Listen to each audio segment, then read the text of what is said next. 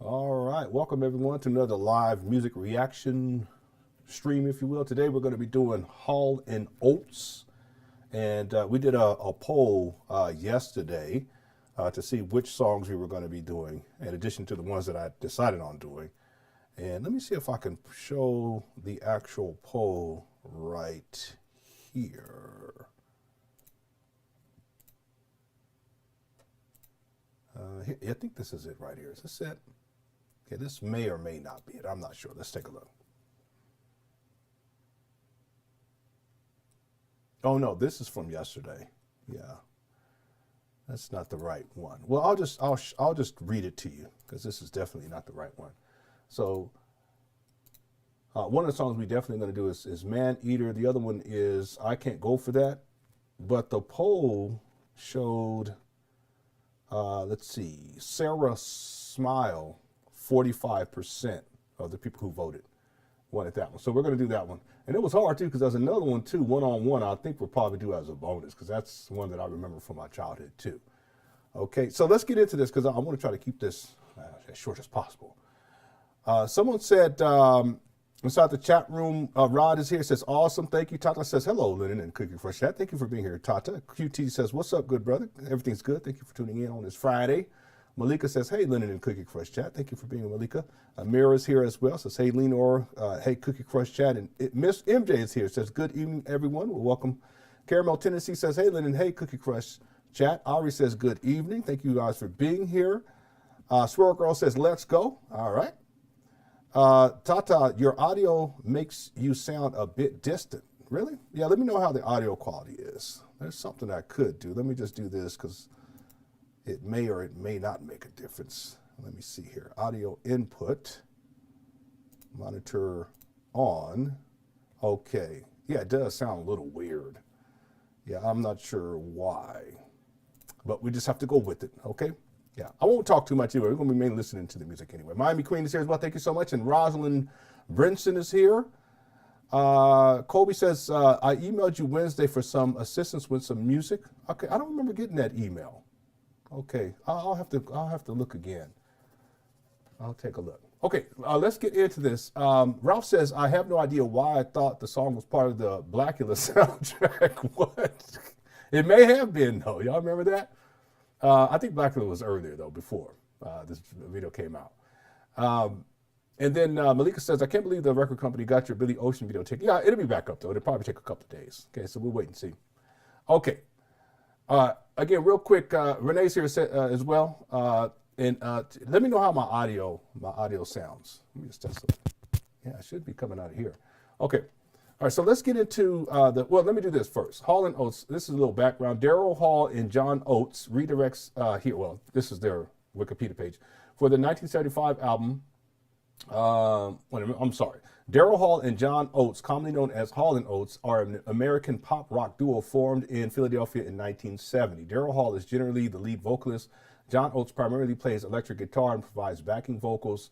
The two write most of the songs they perform separately or in collaboration. They achieved their greatest fame from the mid-1970s to the late 1980s with the fusion of rock and roll, soul music, and rhythm and blues. Though they are commonly referred to as Hall and Oates, Hall has been adamant about the duo being called Daryl Hall and John Oates. It's official name. Okay, that's their official name. They have been credited on albums as Daryl Hall and John Oates, or Daryl Hall, it's just spelled differently, and John Oates, etc. on all of their U.S. releases. The duo reached the U.S. top 40 with 29 of the 33 singles charting on the Billboard's Hot 100 between 1974 and 1991. All right? All right, so let's get into the first one. And here we go.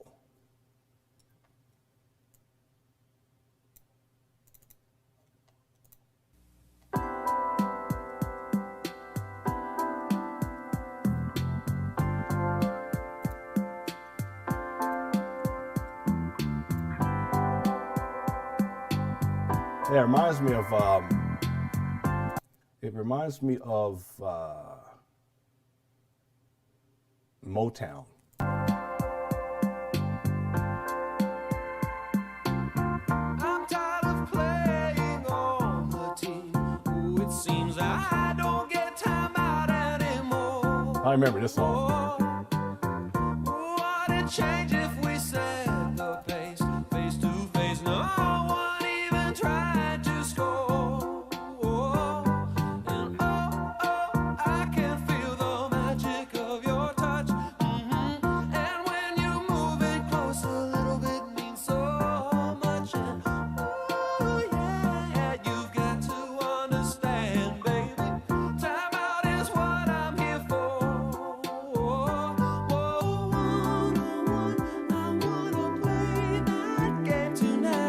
real smooth. So that's the title of the track, is One on One. This is the chorus section. The A section, if you will, the first verse. I like the piano part because it just repeats itself, but then it gets into here. It really reminds me of Motown.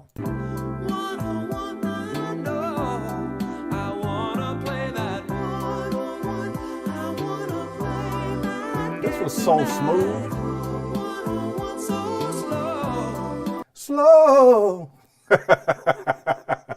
I love it.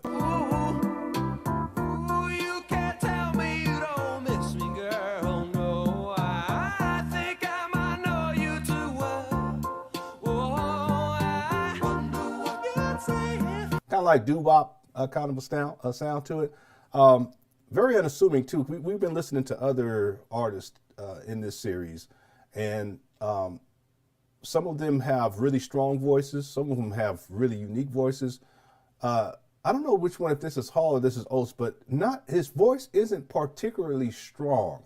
And this isn't taking anything away from what he's doing. I'm just saying, for instance, if you listen to someone like Patti LaBelle, she has a very strong voice, especially when she goes up into the upper range. Luther Vandross, very strong voice. You also have people whose voices aren't that strong, but what makes up for the difference, I think, is the lyrics are good, the arrangement is good, it has a strong melody. So there's many different factors that kind of you have to put into a song to make it really pop, if you will, and it pops. It's just that I can hear that when I'm listening into the headphones. It doesn't necessarily have a particularly strong voice, but it works with everything else that's going on. Yeah, well, Mr. 85 says this was a heck of a tune. It is. It really, it's really, really good. Let's see. Yeah, Aubrey says she remembers this one. Malika's music. Yeah, Amira 101. Yep. How's it going, beautiful Bernice? Thanks for being here. Black Anonymous says it's been said that Hall and Oates were heavily influenced by Motown acts, especially Tim. Oh, I can hear it. See, I can hear that. That's what I identify right away. But Motown has had influence on everyone who came after. Motown was huge, absolutely huge. Daryl got a good voice, by the way. People sleep on his voice. Okay, yeah, and I don't know which one is this. Which one is this? The one singing right here? Someone let me know. I don't even know. We were talking about the other day how when these songs were coming out, and I remember when these songs came out. At least I remember when this one came out. But when these songs came out, we didn't always associate an image or a person to them because a lot of it we just heard on the radio, just a regular radio. Okay, there wasn't any video, it wasn't on TV or anything like that. So I don't even know whether this is Hall or Oates who's singing here. Zini says this is one right here. Yeah, okay, you like this one. And thanks for the super chat too. And we normally do 3 per each artist, but tonight we're going to do 4 because I just couldn't. They have other songs that I really want to play, but we're going to do 4 for them. And thanks, Zini, for the super chat. I appreciate it. Okay, let's get back to it. Here we go. You knew that I was coming tonight. I want you, can't you tell? Ooh, one-on-one, I wanna play that game tonight. One-on-one. See, can you hear his voice? He's using falsetto. He's not like he's going up into his. I don't know. Maybe he didn't have that upper register. I don't know what his range is, but he's going one-on-one instead of one-on-one, na-na-na-na-na. Even that's a little too high for me going all the way up there, but he's going one-on-one, na-na-na. But it's not that strong though either, because you can still use falsetto and it'd be strong, but I can tell when I'm listening here, it doesn't have a particularly strong voice, but that's okay. It all works. I want you, can't you tell?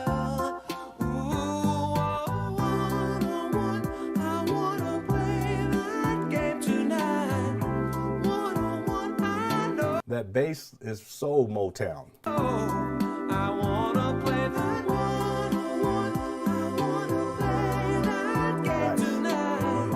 One-on-one. Nice, simple background vocals there. Just. So slow. Ooh, that's all you need to know now.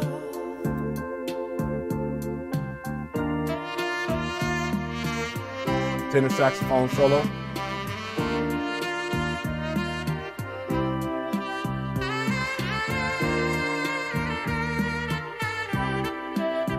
But if it's real,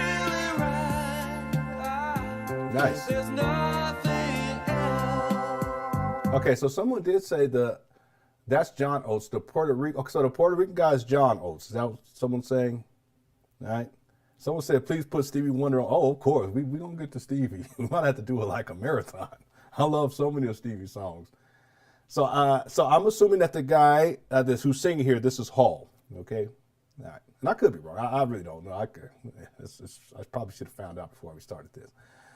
Beautiful Bernice says, I saw them at the Apollo Theater with 2 of the Temptations. Really? Now that's interesting right there.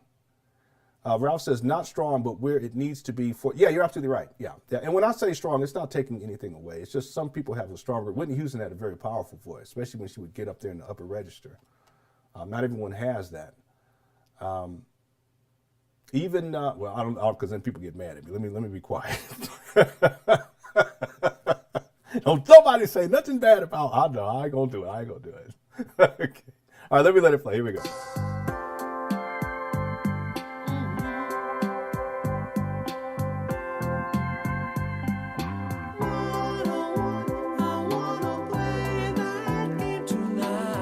See, and one of the reasons why it works when him singing falsetto, which isn't very strong, is because there's not much going on in the background. I'm talking about musically speaking.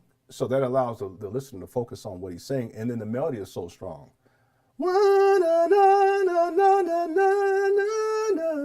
Right?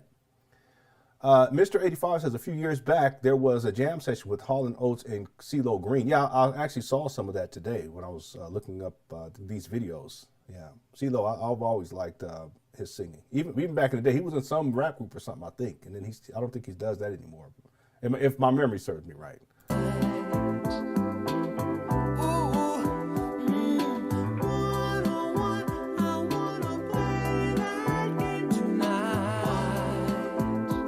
Okay, and then Beautiful Bernice says John Oates is Italian. Okay, I didn't know that. Okay, Tata says they are the best duo artists. Yeah, they're really good.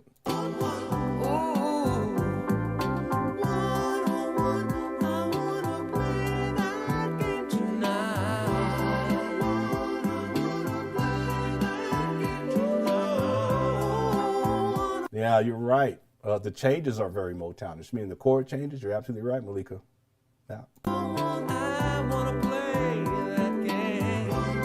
Oh, Bobby says Hall & Oates did an album with the Temptations. I didn't know that. I did not know that. Rod says, you play these songs in the cookout. I won't be. Yeah, I know. These are like cookout songs. Let's be barbecuing. You're right.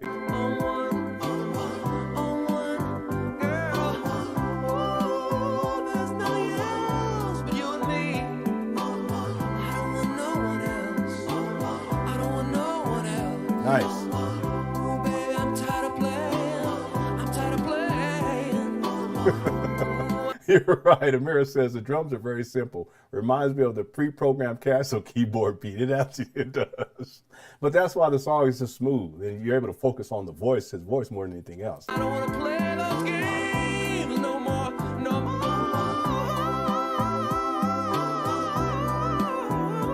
Oh, okay. I want to play with you, girl. All right. Just you and me, you and me. That's Motown all the way.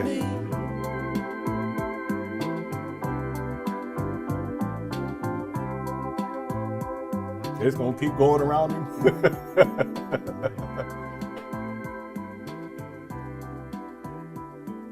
Yeah, that bass is so Motown. Really nice song. Really nice song. All right, let's go to the next one. We're just gonna keep it rolling. Why don't we just keep it rolling here? Yeah, let's go to the second song.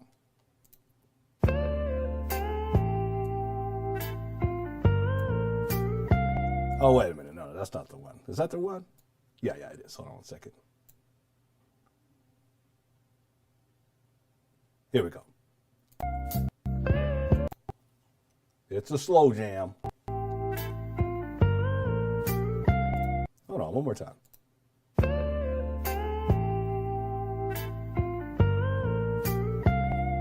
Very Motown.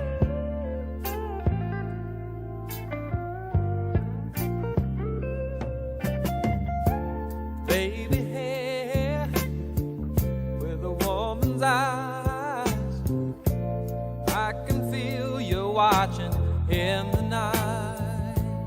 Motown. All alone with me, I were waiting for the sunlight.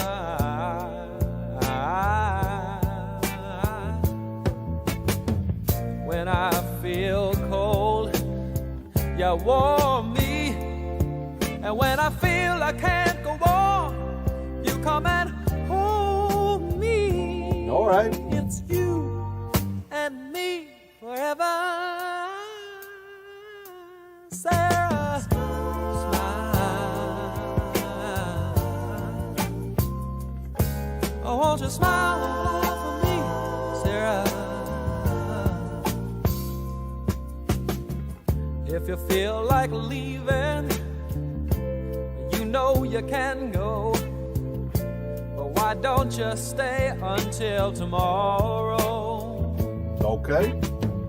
If you wanna be free, you know, all you got to do is say so. And when you feel cold, I warm you. And when you feel you can't go on, I'll come and hold you. It's you and me forever. Sara Smile. Wow. You know what? I don't remember hearing this song. I don't. I now probably heard it, but I do not. That's why I'm not giving any commentary, because I'm listening. Like, wow, this is really good. Really good arrangement. Lyrics are awesome. The music fits perfectly. Heavy, heavy Motown influence. Heavy. It's like from the beginning. Even the intro. The intro is like Motown.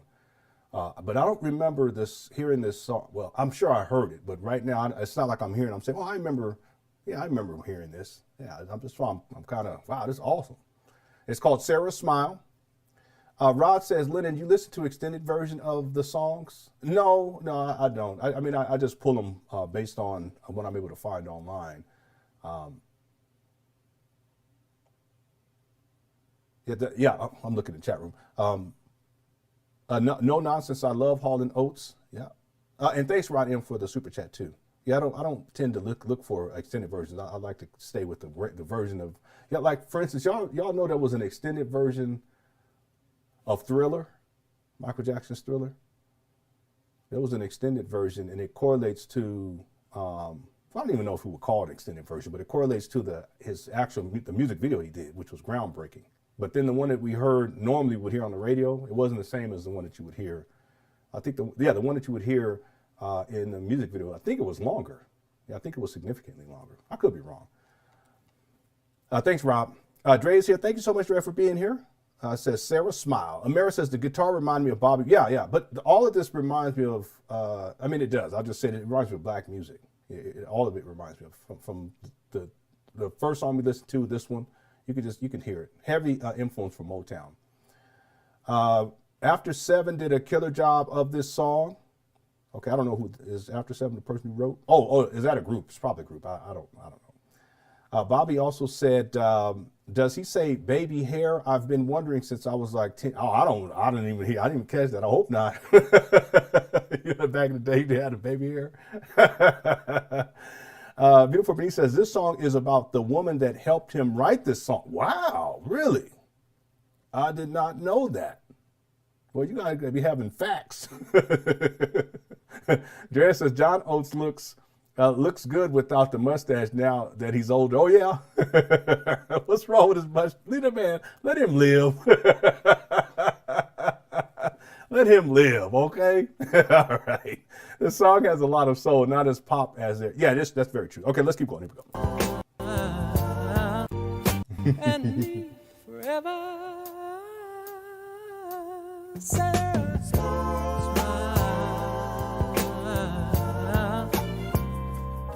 Oh, won't you smile for me, Sara? Sara Smile. Oh, won't you smile for a while,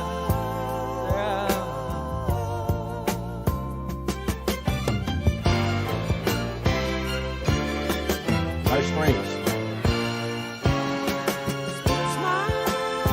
Real nice arrangement.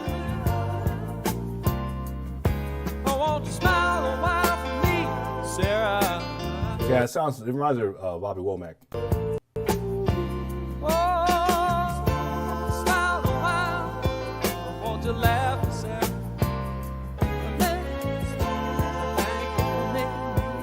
make me feel like a man, not keeping me crazy, crazy. Smile a while. Real smooth, just a smooth. Reminds me of another guy, brother. I can't remember his name right now. Bobby Womack. Whoever you can think of around that time, Bobby Womack, and then this guy. I think it's the. I'm sorry, I can't believe I can't remember his name right now. You guys know what I'm talking about. He did the song Superfly. Did he do the soundtrack for Superfly? Mira says the song has a lot of soul, not as pop as their usual. Yeah, and then Ralph says, what, Lennon, you sure your generation? Well, I was born in the mid-'70s, so I don't know what generation I am. I really don't know. Generation X, V, Z, boomers, I don't know all that stuff. Too much to be thinking about, Ralph. I'm sorry. Harold says, I always have a soft spot for any honey named Sarah because of this song. That's all we telling my son. And I always say, you meet any honeys today? He's like, no, Dad, I'm good. That's what he used to say. Anybody else used to say honeys? That's the honey. That boy, talk to that honey over there. I had a crush on a girl named Sarah back in the day. One of my early crushes, okay? I can't even remember all that well, but I remember her name was Sarah. All right. Bobby says, man, this takes me back to my childhood growing up in San Francisco. Yeah. That's the interesting thing about music, especially like classics. They'll take you back, you know. Like a lot of songs we've been covering lately. We did Christopher Cross. We did Billy Ocean. But while we listened to them, I can remember like where I was living at that time, in and around that time period, you know. That's just very, yeah, Al Green, that's who it is. It reminds me of Al Green. Anyone else get that? Yeah, thanks, Amira. I don't know why I couldn't think of it. You get old, you be trying to remember stuff. Lennon gonna have another baby after playing tonight. No.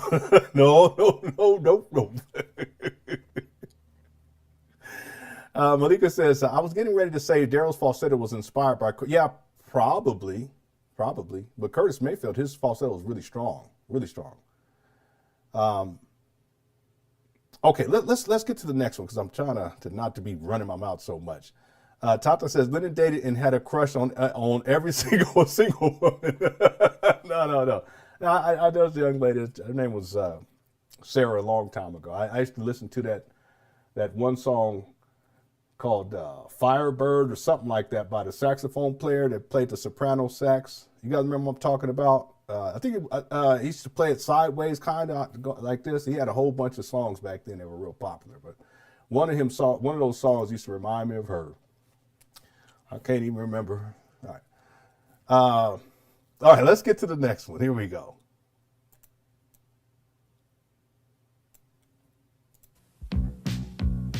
All right, it's a classic right here.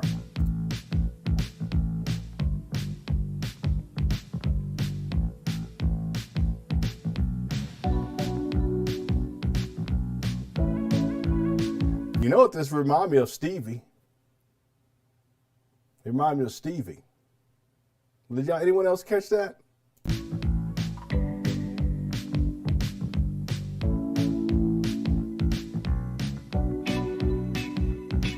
What is it? I think it's Part-Time Lover. Is that the song? Anyone else catch that? Yeah, Kenny G, Ralph. That's what I was talking about, Kenny G. I used to listen to me some Kenny G back when I was a kid. And he had this one song, it was like, da-na-na-na-na-na, da-na-na-na, da-na-na-na-na, da-na-na, something like that. And I sort of had my little crush. I had me a little crush on Sarah. Just a little crush. So this song is called Maneater. I want to look and see when this came out, because it just reminds me of that Stevie Wonder. And I would assume Stevie Wonder did it before they did, but I could be wrong.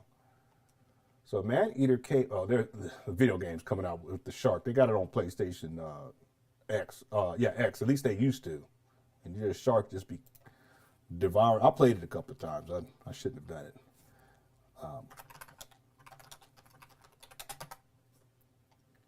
Yeah, this was released in 1982. Yeah, so Stevie did. It just sounds very similar to Stevie Wonder's song. Let's go from the top. Here we go.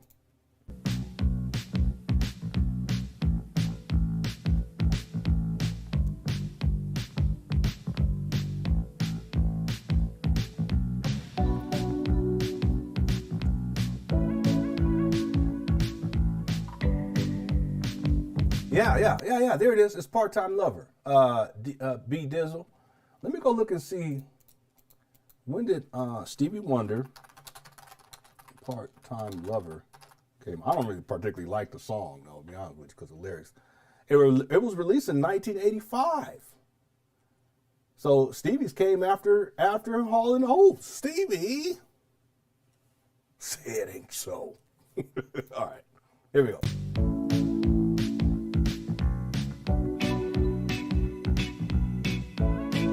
Yeah, it's Part-Time Lover. So Stevie must have got his influence by them.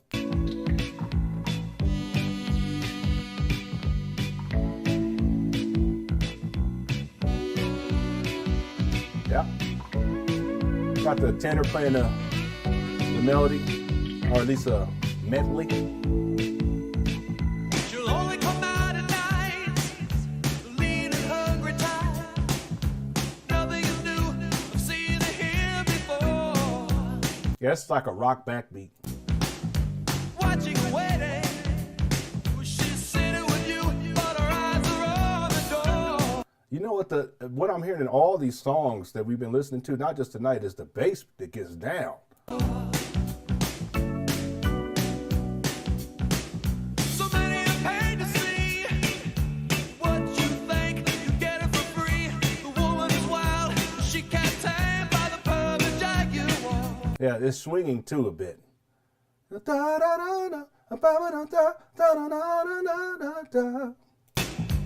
Money's a matter. If you're in it for love, you ain't gonna get too far. Did he have on some boots? I've been wanting to get me some boots. If you're in it for love, Look like- you ain't gonna get too far.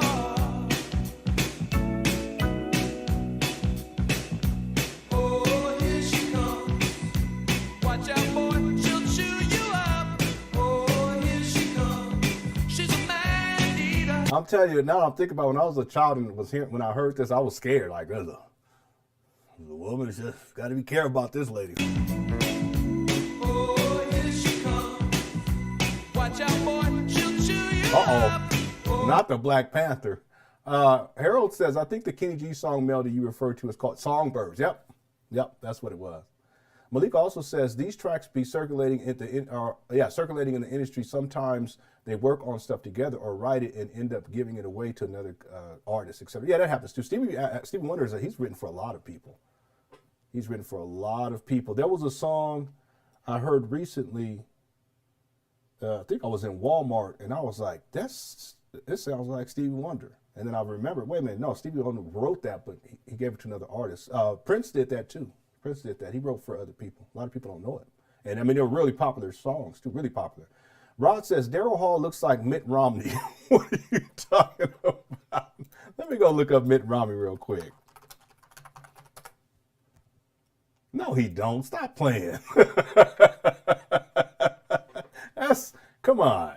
That's not even close. You tripping. Thanks, Rod, for the super chat. Here we go. Oh, here she comes. She's a man-eater.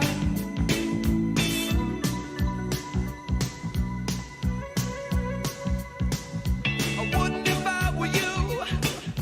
I know what she can do. She's deadly mad. She could really rip your world apart. Mind over matter. Yeah, the bass is swinging too. That's the interesting thing. Even though they have the strong backbeat, it's more rock bass. The melody, how he's singing it, and I'm talking about the phrasing and the phrasing of the guitar, it's very much swing. Information Man's here too. What's up, man? Death Sex Carmen's Films is here too. What's up? Beauty is there, but a beast is in the heart.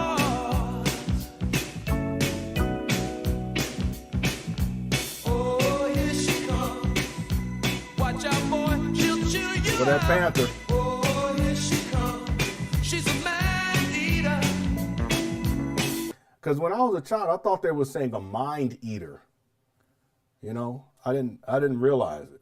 So I was like, oh, this is some sci-fi. Remember The Blob? Something like that. It was another one, the Body Snatchers. That's what I was thinking back then. Oh, here she comes. Watch out, boy, she'll chew you up. Oh, here she comes. She's a man-eater. Oh, there she go. This is, well, that's scary. Yeah. Yeah. I remember this.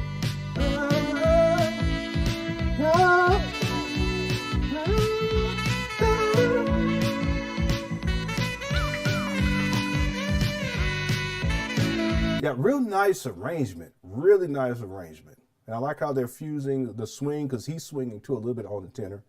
But then they got the strong rock backbeat, but then the bass player is swinging, and then how the vocalist, how he's singing the song. There's swing elements to it. So really good.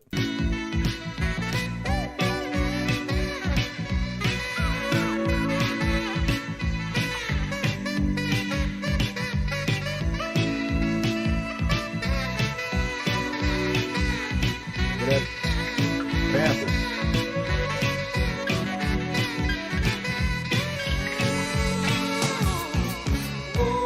Oh, here she comes.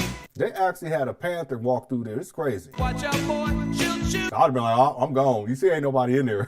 They said, we're going to leave the instruments in here, family. Go and bring the Panther in, family. We working. Here we go. Oh, here she comes.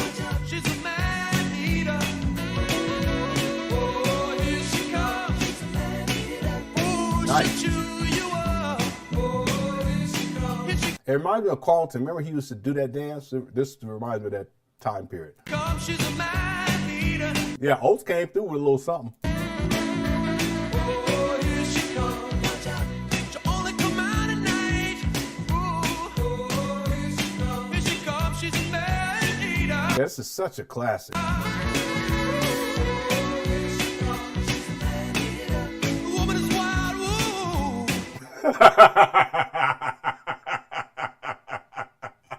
Oh, you faking it. Stop faking it, bro. Come on now, bro. You ain't got to do all that. Don't be faking it now. Come on. Yeah, I don't like that faking stuff. We were talking about that the other day, and we was listening to somebody. I was like, some people, they can sing and they don't got to fade. They just come off, perfect. But then someone be, ooh. I said, if you don't stop. We were talking about Michael Caldwell's like that. Michael Caldwell, so I thought he was a brother for all these many decades. But Hal up here, she's a Bible. I said, come stop playing. Up here, remind me of Brother Jose. If you don't stop playing, all right, let me go back. Ooh, she'll chew you up. Oh, here she comes. Here she comes. She's a man-eater. Oh, here she comes. Watch out. She'll only come out at night. Oh, here she comes. Here she comes. She's a man-eater. Oh, here she comes. She's a man-eater. The woman is wild. Come on now, bro. Don't do that.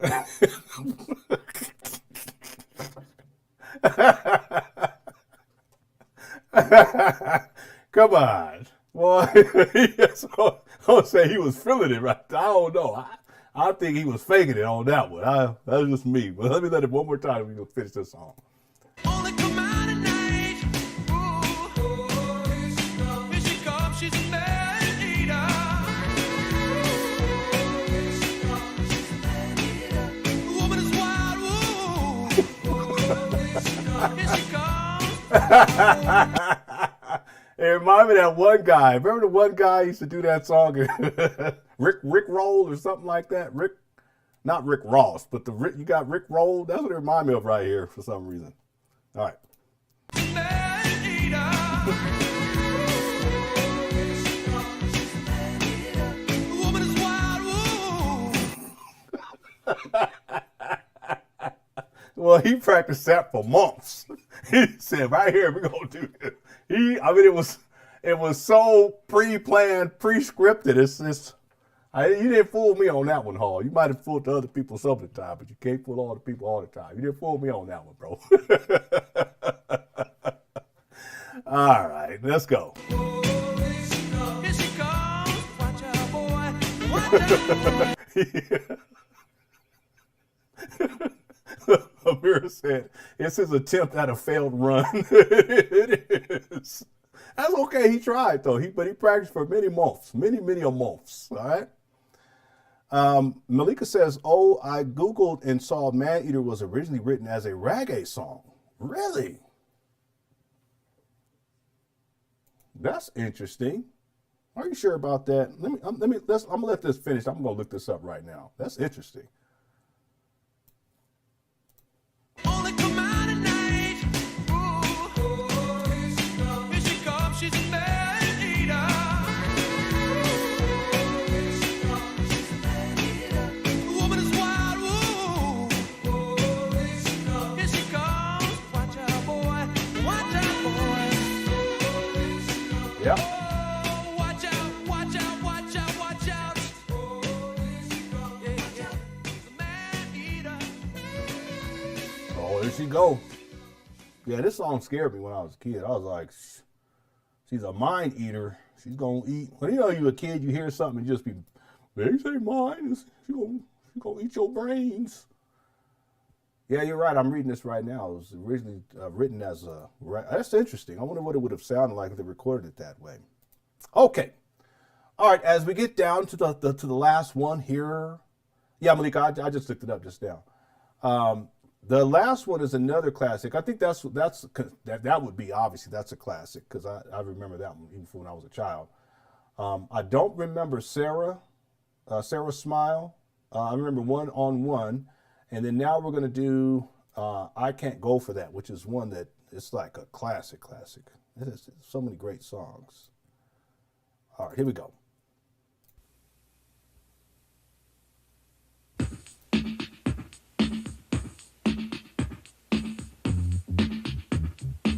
That's a pre-programmed backbeat. There's that bass.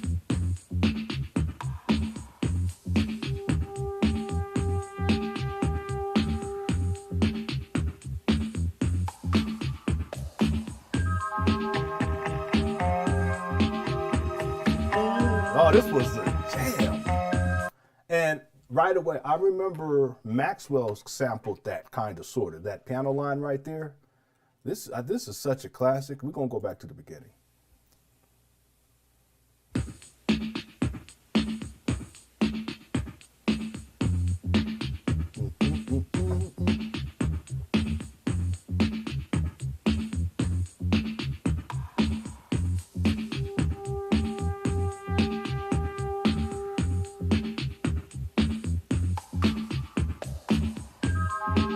Nice.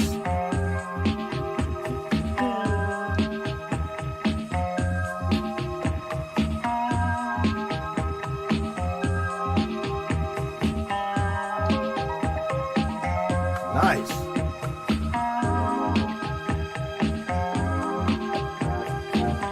Yep.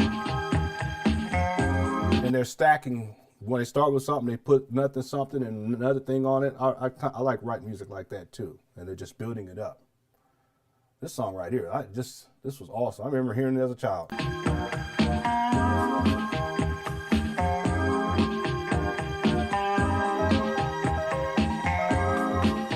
Rod says it sounds like Michael Jackson, like Billie Jean a bit. Kind of like the backbeat, I would say. And the bass line too, I think. Because Billie Jean, the bass line is repetitive. This is repetitive too. The Billie Jean bass line is a lot more active though.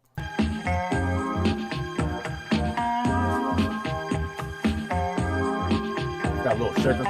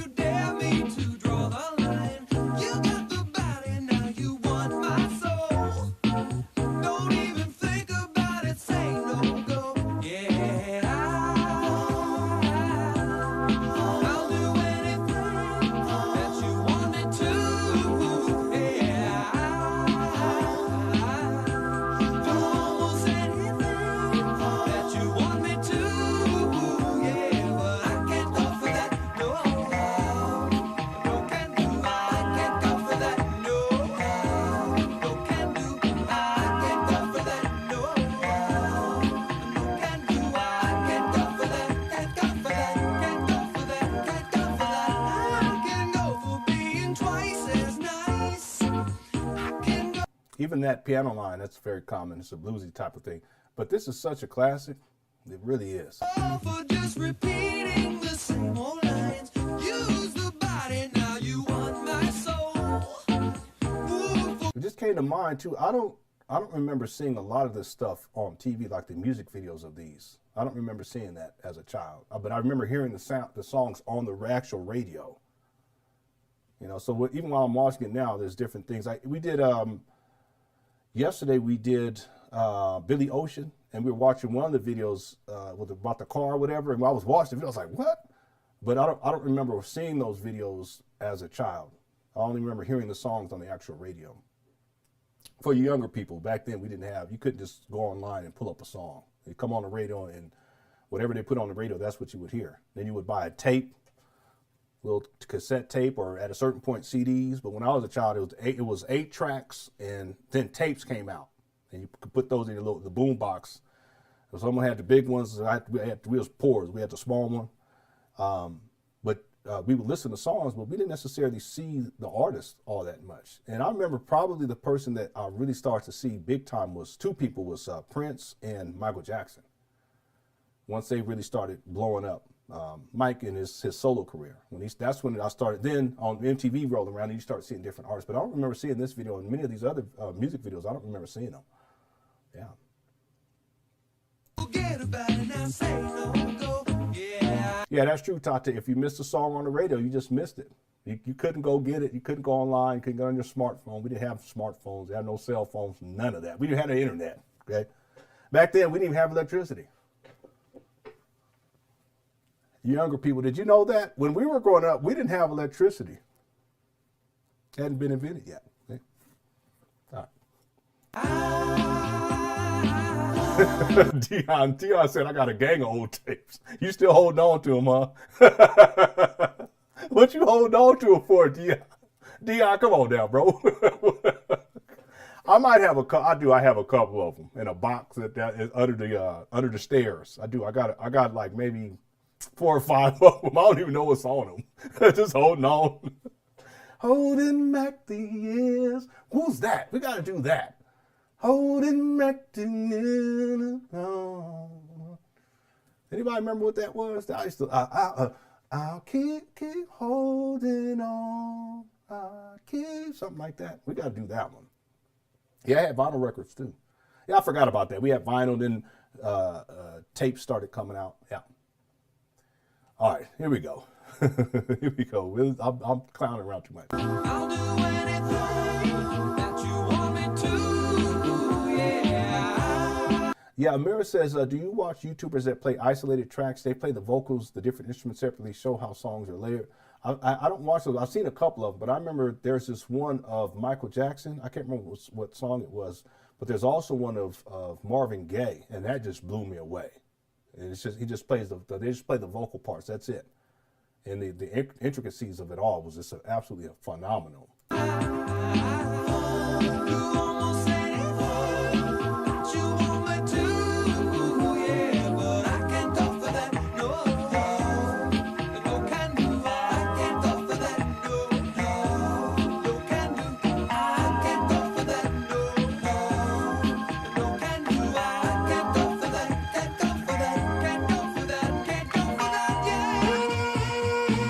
Sax player.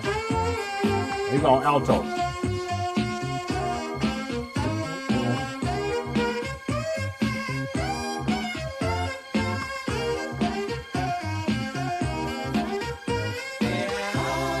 Nice. I'll do anything that you want me to, yeah. Do almost anything that you want. Did he go up? Hold on a second.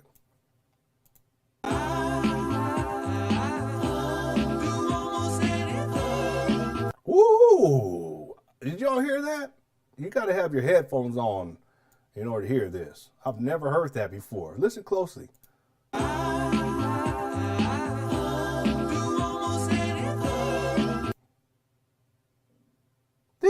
I can't even do it.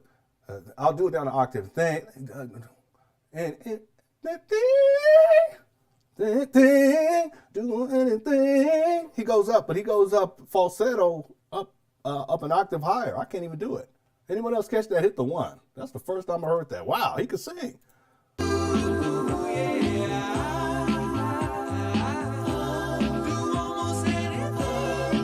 Ooh, man, go on ahead. Go ahead, Hal. Hal, he done proved me wrong tonight. I thought he was a faker. No, he ain't no faker. He's a real G. Ross says, Umar responds to getting offered gift cards. I don't go for that. No, I can't do. Yeah, all right. Beautiful Bernice says, I had a track cassette tapes, 45, 30. Yeah. I remember, and it wasn't, somebody had a 8-track in their car. I don't remember who it was, but someone had an 8-track in their car. Yeah, that's back in the. Oh, was that Simply Red? Yeah, we got to do that. We got to do that song for sure. I can't remember what the song was called right now, but that was another classic. Trina says, I remember seeing Billy Ocean. Okay, yeah, and I thought that he was born in the UK, but he was actually born in Tobago. I think something like that. I can't remember what it was, but he's from the islands. Then they ended up moving to the UK, and I always assumed he was from the States. I always did. Yeah, Simply Red. Yeah. Renee says she has an extensive vinyl collection. Okay. Yeah. I used to have it was traditional jazz. I wish I'd kept it. I had so many great vinyl records. One of the records I listened to so much that if you looked at the top layer or the record itself, it looked like it was all gray from just playing it over and over again. It was a John Coltrane album. Which album was it? I think it was Coltrane Sound. But I used to wear that album or just put it on over and over again. Some of you guys probably not ever played a vinyl records, but if you ever played them and just kept playing the same record over and over again, after a long time, it actually the top layer, it's no longer like that dark shiny thing. It actually starts to turn gray. All right. Renee says, I remember when dudes walked around New York City with big boom boxes playing music. I wanted one. So yeah, I did too, but we would grow up poor. We couldn't afford that. But I remember that, especially when hip hop came around, early hip hop. Amira says, Marvin Gaye was amazing at layering his vocals. You always hear something new on Ice. Yeah, you're absolutely right about that. Yeah, he was incredible. I remember when he passed. I remember my mom, she was crying about it. I didn't understand why exactly, because I didn't know of him that well. I've heard his songs, but it was different for people who grew up during that time period. Man, it was sad. Dre says, another request, Donna Summer. Oh, yeah, we got to do some Donna Summer. Yeah, let me put that on the list. Donna Summer. But she has so many, addition to her hits, one song that she sang gave me a new appreciation for her voice, I Will Go With You. Yeah, but she has so many great ones. We'll have to put up a poll and stuff and pick which ones. Okay, and thanks for Super Chat too, Drea. Yeah, we'll definitely do some Donna Summer. Deion says, I like the chord changes in the song, so 80s. Yep, you're absolutely right. Malcolm says, I saw Daryl Hall last July at the Hard Rock here in Fort Lauderdale. That's awesome. That's awesome. I haven't been to many concerts. Like I've seen Ravi Shankar, I've seen Nusrat Fateh Ali Khan. But other than that, I really haven't gone to many concerts. I always wanted to see Stevie Wonder. I always wanted to. Megan D, what's up, man? Said the video is simple, just Hall and Oates and the sax. But yeah, but we noticed that too. It's like it's not complex. You know, they had a Panther come through on one of the videos, but it's not over the top. And these are like the early stages of video production. That's why when Michael Jackson came on the scene, what he was doing, it was just so far out there. He was a trailblazer, where music videos became just as important as the songs themselves. And people were listening. I mean, I remember as a child just going on MTV, waiting for the mic to come on. Yeah. Yeah, he broke so many barriers too, because before him, they didn't play any black artist videos on MTV, if my memory serves me right. He blew up the spot.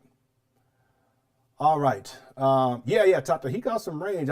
He did. He went up. I didn't expect it. I said, go on ahead and do your thing. I was talking mess earlier. I felt, okay, you got me on that one. He said, everything. I want to play that part one more time. We're almost done.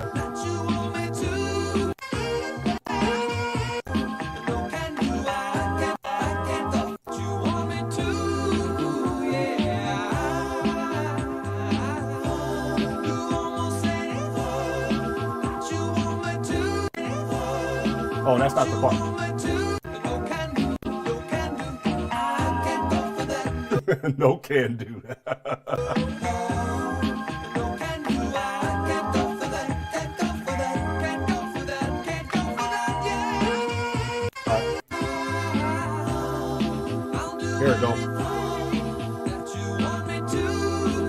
Yeah. Do almost anything that you want me to. Yeah, but I can't go for that. No. No can do. I can't go for that. No. No can do. I can't go for that. No. No can do. I can't go for that. Can't go for that. Can't go for that. Can't go for that.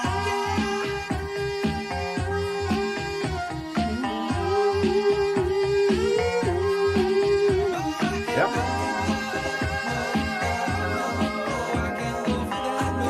Really nice arrangement. I mean, they even got to let the sax player get some again. That's all.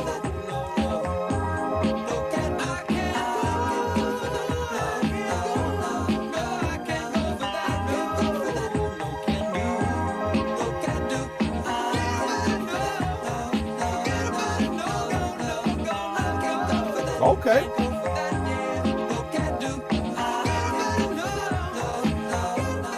Oates is cool too. I want to see. Oh, does Oates sing? I want to see Oates really sing. Come on, because he's cool. Come on. Anytime we talking Oates, we got to, you know, come on. We got to have anybody's last name Oates or Grits. Oates or Grits. or Malto Mill. Is his last name Malto? His last name Malto Mill. Let him sing. All right. That's how you know you old. Yeah, we didn't have any Captain Crunch. We had Malto Mill when we were growing up. Yeah, we had beans and rice and Malto Mill, and sometimes oatmeal on the side. Family. Some of y'all don't know nothing about it. I mean, we used to have to put the tortillas from scratch, family, and we would heat them on the stove. I was thinking about it. I don't know why. I was just driving, and I thought about my childhood, and what came to mind was fried catfish. I don't know why. For some reason, at that moment, just in that moment, for a split second, I said, I want me some fried catfish. And you put the cornmeal on top of it. You know what I'm talking about? You put the cornmeal, then you put it and you fry it. I didn't even like catfish all that much as a child, but for some reason, anyway, I like bass and, all right, trout, a little bit of trout. Harold says, you want to hear some falsetto, play some, I know, El DeBarge and some yeah, we got to do some Bee Gees. I love me some Bee Gees. Yep. And El DeBarge, of course. Also like, some of y'all may not like them. What's that country group?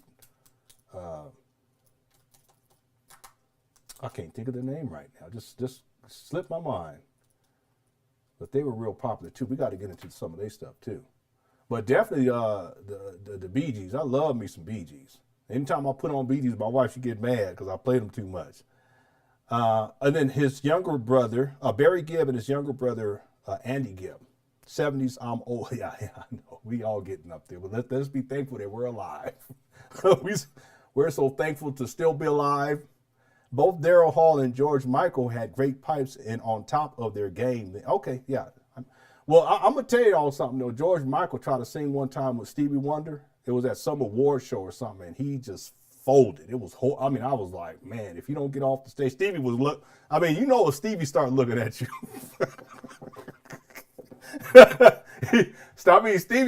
Stevie looked over at him. He was like, then he wouldn't look at him again. He just looked, he's looking this way. Anyway, let me be nice, but it's true. It's a true story. I remember when I watched it, I said, poor guy, he was struggling. Okay. Alma says, I ate lots of grits and oatmeal. Yeah, we did too. Yeah, we ate a lot of grits and oatmeal and malto meal. Some people don't even know what that is. I love malto meal. And cream of wheat. There you go. Right there, I love me some cream of wheat. That was probably my favorite, cream of wheat. I used to, you give some kids some cream of wheat these days, they be like, my kids, they got it good. They open up that fridge, be stuff in there. Y'all know what I'm talking about. You open up them cabinets, there be food in there, and they be like, "I ain't nothing to eat." I'll be shocked. What you mean ain't nothing to eat? I said, look at all this food. I mean, there's more food inside of this little cabinet down here than what we had for the week. These are the memories that come up when I listen to these songs. Yeah, Tata, the oats in the milk. Puffed oats in a bag. I remember those too. And powdered milk. We didn't do the powdered milk, but I remember the puffed oats in the bag. I remember all of that. All right, that's what we get, the Hall Oates. Dion says Switch was great. Yeah. No, I wasn't thinking of Kenny Rogers, but I love me some Kenny Rogers too. In fact, one of my favorite songwriters wrote a Kenny Rogers tune that was probably Kenny Rogers his most famous song, but people don't know. A lot of people don't know that Lionel Richie wrote that song. Lionel Richie really was a country. Well, I shouldn't say it that way, but a lot of his compositions was country based. Even when he was with I can't remember what the group is right now, but even when he was before he even went solo, a lot of his stuff was. He's one of the greatest songwriters of all time. He doesn't get the type. He's underrated. He doesn't get the type of credit that he deserves. He's up there near Stevie when it comes to songwriting. Now Stevie, on the other hand, could sing like nobody else. Okay, Stevie Wonder played all these different instruments. People don't know that. Stevie Wonder wrote for a lot of other people too, but Stevie as a singer, just off the charts. I would propose that he's probably the greatest black singer, if you will, that I know of. And I'm talking here in the United States of America of all time. That's a strong statement to say. There's a lot of great singers, but Stevie is up, in my opinion, he's up there. For black women, you would have to put Patty up there. You would have to put Aretha Franklin up there. You could even argue Chaka Khan. You can put her up there too. And then you have people like Beyonce who could sing, but wasn't like on the level of someone like, let's say, Aretha Franklin, but she's the greatest, in my opinion, the greatest female performer of all time, period.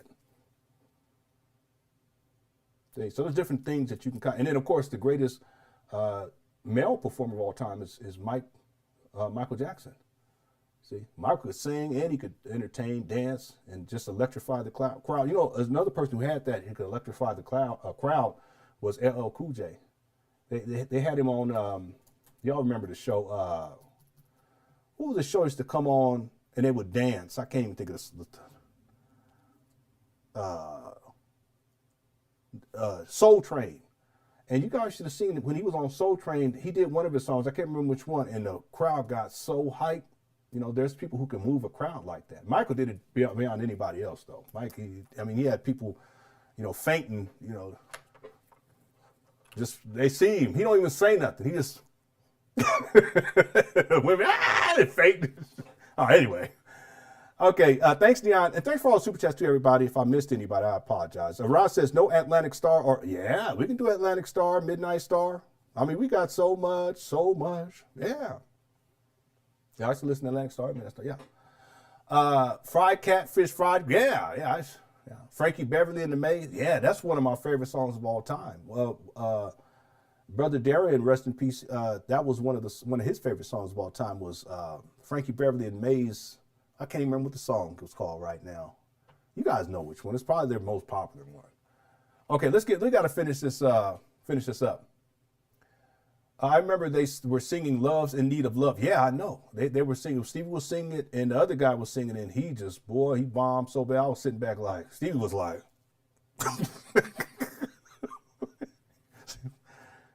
he was like, get him off the stage, messing up my song. Okay.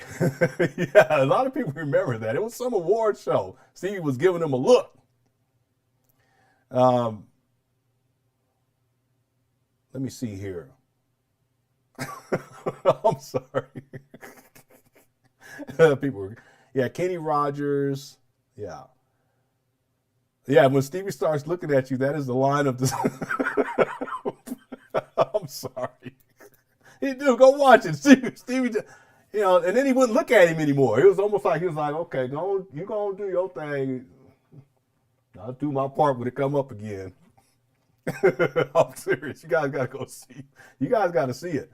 Malika says that's why these kids are so weak now. They need to eat some porridge and get strong, like the old school.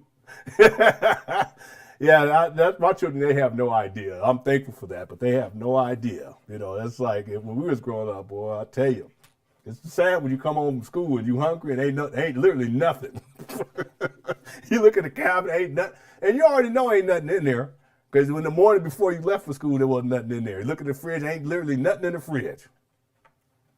The only thing in the cabinet is some Kool-Aid packages. They ain't got no sugar, no nothing. That's the worst, when you have to make Kool-Aid without sugar. Okay, that's survival. Okay. We had to do, family. All right. Daryl says, back in the day, my fridge had a box of baking soda. Hey, I can testify right here, okay? Yeah. That's why we're so thankful to be alive at this age. Yeah, he was in the Commodores. Yeah. Okay. Lionel Richie in the Commodores. Yep. Yeah, he went solo. Yeah, my favorite from Lionel Richie. We're gonna do some Lionel Richie because he has so many classics. Will always be easy. Yeah. Easy like Sunday morning. But I can't remember the song that he wrote for the country song that he wrote for Kenny Rogers. That was really popular. I remember he told the story that Kenny Rogers, he didn't want to write the song at first, but Kenny Rogers said, well, I'm going to pay you. He said, well, how much? He said, $1 million. He was like, okay. Lionel was like, okay, I'll write a song for you for $1 million. Lionel Richie. Then we're going to be done. Write song for Kenny. You guys are going to know the song, watch. Lady. Okay? At least he wrote part of it. Wow, that's incredible. That song right there. We're gonna have to do that one. That's an all-time classic. Lady, da na na na na na na na na na na. Na na na na na na na na na. I mean, wow. I'm telling you, Lionel Richie is so underrated. Okay. Yeah, Donny Hathaway. Someone was asking me about Donny Hathaway the other day. Yeah, Donny Hathaway. He didn't have a long career. He passed relatively early, but him and who did he used to sing with? I can't remember her name right now. But I can't remember the song. There's one song. It's just incredible. I wish I could sing like that. I really do. But it's not gonna happen, family. Yeah, Stevie, Confessional of ABM. Stevie is unmatched. He's one of those once in a lifetime. I mean, people could probably say Mike, but Mike more as an entertainer, but as a musician, songwriter, and singer, and in particular as a singer, he's really unmatched, and from a very early age, unmatched. There are cultural icons too around the world, you know, like Qawwali music. That would be Nusrat. If anyone ever looks up Nusrat, Nusrat Fateh Ali Khan. Indian classical music like ragas, if you look up Ravi Shankar, those are like the icons of like a whole genre of music. And some of this stuff is like ancient. We would consider it to be ancient music, relatively speaking. But with Stevie, he really epitomizes the apex of black, in my opinion, the apex of black music. That's saying something really powerful too. Because you can go back to Duke Ellington and all of the compositions that he's worked, but the thing is, Stevie, he studied everybody. He studied everybody. He acknowledged everyone's too. He did that one song. He's acknowledging all these all-time great black musicians and composers and performers, etc. But the person, in my opinion, that he epitomizes black music is Stevie Wonder. You know, he's an icon. You know. All right. we're gonna have to do a Stevie show to it. It'll probably been extended because we can't just do 3 songs. We probably have to do about 10 of them. Soul Train. I was talking about that earlier. I know I'm gonna be behind the chat. But then we're gonna be done. I didn't mean for this show to go on this long, but we get caught up and then the memories start coming back and all that stuff. We go on. Yeah, it's not Solid Gold, but I remember Solid Gold. This was Soul Train. That was one of the greatest shows of all time, in my opinion. One of the powerful things about Soul Train, if you guys go and watch, because they would keep whatever was the popular music at that time, that would be what they would play. And so there was times where they were playing funk stuff, you know, and you just look at how people dance, black people danced during that era, and then you look at how people danced once hip hop became popular. You look at how people danced when they were playing, I don't know, it doesn't matter, whatever genre of music, and you can see even the dance style changes with the changing of what is popular, considered to be popular black music. There's overlays too, but I remember with a lot of the funk stuff, people would get down. You know, they would just be getting down. It was something to see. Yeah, Soul Train. Alma says, I love Michael. I wish that he performed more genres. He could have too. He could have done anything. He really could have. He was just that talented, and he could pull anything off. Smitty Rock says, both Prince and MJ got that electricity from James. Yeah, you're right. James Brown. We didn't even mention him. Yeah, James Brown. Yeah. James Brown did it on a level not done before his time, but Mike took it even to a higher level, you know. Go back and listen to Lionel Richie and the Commodores. They were making, yeah, you're right. You're absolutely right. It was country-based music. It really was. Yeah. Fugees, the Bee Gees, Staying Alive. Yeah, that's an all-time classic. I play that, and my wife, she gets mad at me. Like, you playing that song again? Bootsy Collins, Earth, Wind, if we gonna do Earth, Wind, and Fire for sure. I love me some Earth, Wind. Tina Marie, yep. Mary Jane Girls. Tina Marie could sing like, I was like, what? Love and Need of Love, one of the best songs. You're absolutely right. I remember one time, if anyone, then we got to be done. I remember one time Stevie was singing it live, and he could tell he started crying. He was playing at the piano, and it was going around. They were on the stage that was going around in a circle. Anyone ever seen that? It was so powerful. I mean, even right now, as I'm saying, I'm getting like goosebumps.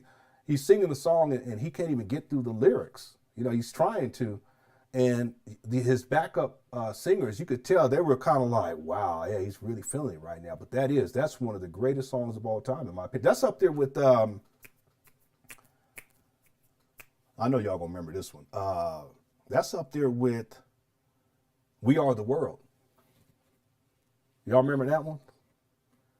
I used to love that song. I used to love, and then the music video came out. They had Ray Charles in it. Kenny Rogers was on it too. Mike was on it. Diana Ross was on it. I mean, pretty much Prince didn't want to do it though, because he was beefing with, from what I heard, he was beefing with Mike. I wish they could have done a song together, at least one. They were supposed to do Bad. You remember Bad? They were supposed to do that song together, but Prince didn't like the lyrics because Mike, in the first, he says, your bud is mine. And Prince was like, I ain't singing that. He said, nah, bro. You know how Prince's voice is real deep, too. In real life, his voice was real deep. Nah, bro, I ain't doing that. Anyway, you know, I was thinking about this because when I've been doing these live streams dealing with this music, and we'll get to more modern music at some point, but it just brings back so many memories. And I remember the album, out of all the Michael Jackson albums, and all of them really were awesome. Going all the way back to Off the Wall. Off the Wall was incredible. Then Thriller just goes, I mean, that's just way. He did another album. It's the song where he sings A Man in the Mirror. That song right there. What album was that? I think it was called Man in the Mirror.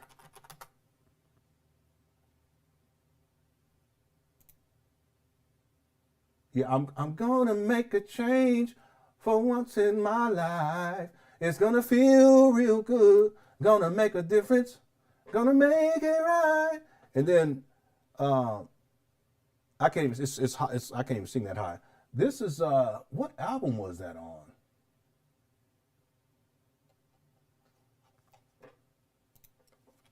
Let me see. But that album in particular, it really touched me. And not just that, it was on the Bad. It was on the Bad album. I Can't Stop Loving You. because I used to listen to that and I would cry. I mean, the Man in the Mirror, I Just Can't Stop Loving You, and I was a teenager, and I would just break down, start crying for some reason. That album really touched me now that I think about it. The Way You Make Me Feel, Smooth Criminal, Liberian Girl used to get me every time. Every time. I don't know why. I used to just lose it. I'd be sitting there listening. I used to have it on cassette tape and had a Walkman. So you young people, we used to have these we called them Walkman. You put the tape in and rewind it, then you put the song that you push play to hear your song. And we didn't have cell phones or none of that stuff. And I had these little headphones, and I would listen. This album right here, for some reason, I used to just lose it. Another Part of Me, Smooth Criminal, Just Good Friends, Dirty Diana. Not that one, really. Leave Me Alone, The Way You Make Me Feel, but Liberian Girl, Man in the Mirror, and I Just Can't Stop Loving You. I don't know why. I would just be brought to tears listening to those songs. Yeah. Well, this brings up so many memories. Just a little teenager. I was probably like, this boy, something wrong with him. We trying to drive to the store. He back here crying and shit. What's he listening to? Got him back here crying. Something wrong with him. I knew something was wrong with him. Okay. I was such a weirdo. All right. Ross says, Stevie Wonder, Go Home. You know that one. What? I don't know that one. Hold on. Stevie Wonder.